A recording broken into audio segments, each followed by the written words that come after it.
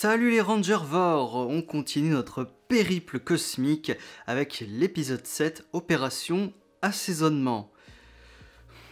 Bon, un titre, ouais, bon, qui a rien à voir, c'est juste un nom de code, mais bon.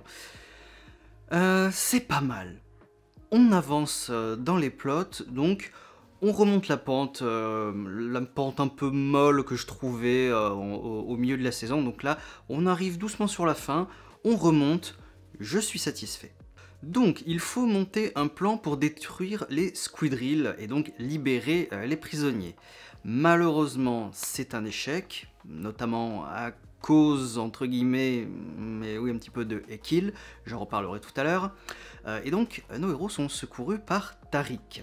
Plan numéro 2, puisque le premier a échoué du coup, placer des téléporteurs de Grid Battle Force, là c'est un succès, hein, grâce notamment à une petite diversion de Zaito avec Solon géante. Donc les prisonniers sont libérés, donc est-ce qu'on va avoir des caméos? Oui, parce que je vous rappelle que tous les Power Rangers sont censés être prisonniers dans ces prisons Z. Donc est-ce qu'on va avoir des caméos? Vu que forcément ils seront en civil, hein, pas transformés. Non. Bon, je suppose que c'est une question de temps et d'argent, bien sûr, comme d'habitude. Hein. Mais non, bon, le seul caméo qu'on a, c'est Lily, la cousine de Izzy et Ravi. Bon, elle était là, ok, d'accord, ça fait plaisir de la revoir littéralement 10 secondes. Ok, ma foi. Ok. Donc, Ekil, qu'est-ce que ça me fait plaisir de le revoir, surtout en gentil, là du coup, en tant qu'espion, c'était bien lui l'espion évidemment.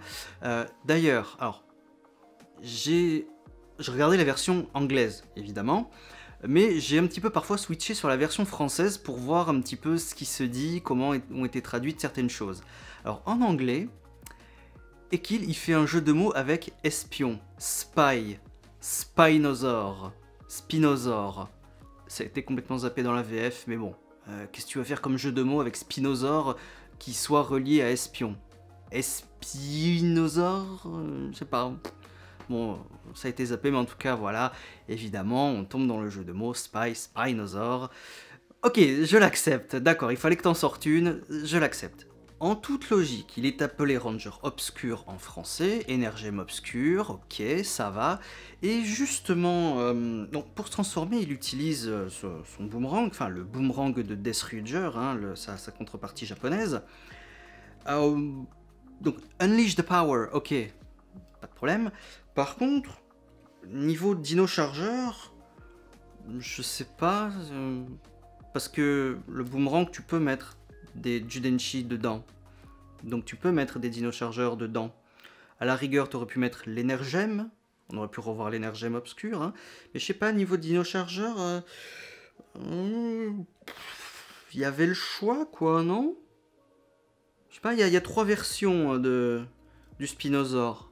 Au Japon, en tout cas. Quoi, fallait acheter les jouets japonais ou vous ne les aviez plus sous la main? Je pense qu'ils ne les avaient plus sous la main parce que Hasbro se débarrasse, jette, détruit beaucoup de choses. Mais ouais, dommage. J'aurais bien aimé voir un chargeur.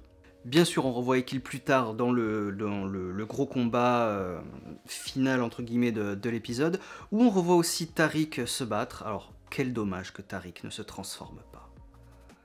Je sais pas, vous auriez pu lui sortir quelque chose, ou il aurait carrément pu être choisi par le réseau de transmutation, ou je sais pas quoi. Mais voilà, c'est dommage qu'il se transforme pas, parce qu'il est vachement classe. Quoique non, en fait, heureusement qu'il se transforme pas. Parce que l'acteur, il est super classe quand il se bat en civil, donc ouais, finalement, heureusement qu'il se transforme pas, comme ça on a pu avoir ce genre de scène. Voilà, donc Tariq, moi je l'aime beaucoup, Tariq, donc ça me va, c'est cool. Autre truc, pendant le combat, on voit que le bâton griffe de Fern peut se transformer en Nunchaku. Ça aurait été sympa de le voir pour l'épisode de son introduction, mais bon, c'est dommage, voilà. Fern, j'ai l'impression que c'est vraiment une addition de dernière seconde, je sais pas trop, voilà. Elle est là, elle a pas forcément de gros coups d'éclat. Bon, bah tant pis. Mais elle est sympa quand même, hein, je l'aime bien. Hein. Donc à la fin de ce combat, Squillia est capturée, vous avez vu, j'ai fait l'effort de me souvenir de son nom. Donc Squillia est capturée avec des menottes soporifiques, et on verra ce qu'elle va devenir dans l'épisode 8. Dernier point important de l'épisode, Zaito qui révèle enfin à Aion et Solon le pourquoi du comment de ses affaiblissements. Tout simplement parce que la magie des maîtres de la transmutation s'épuise, se dissipe. Et donc à la fin, lui aussi il va se dissiper, il va disparaître, il va retourner dans le réseau.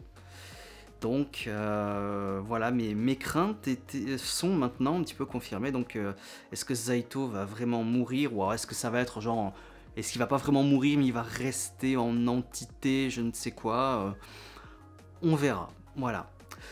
En tout cas, voilà, j'ai bien aimé cet épisode, hein, la pente remonte, on a eu pas mal de choses, voilà, notamment Ekil.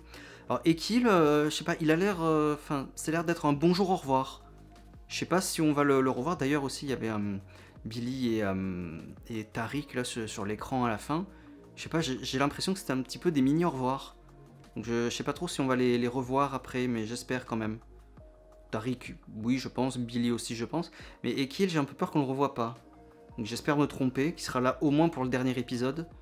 Mais je sais pas, un petit pressentiment que non. Voilà. Donc voilà, je le répète, pour moi c'était un bon épisode. On remonte la pente et on se dirige tout doucement vers un bon final, je pense. Voilà. Donc je vous dis à la prochaine. Ciao.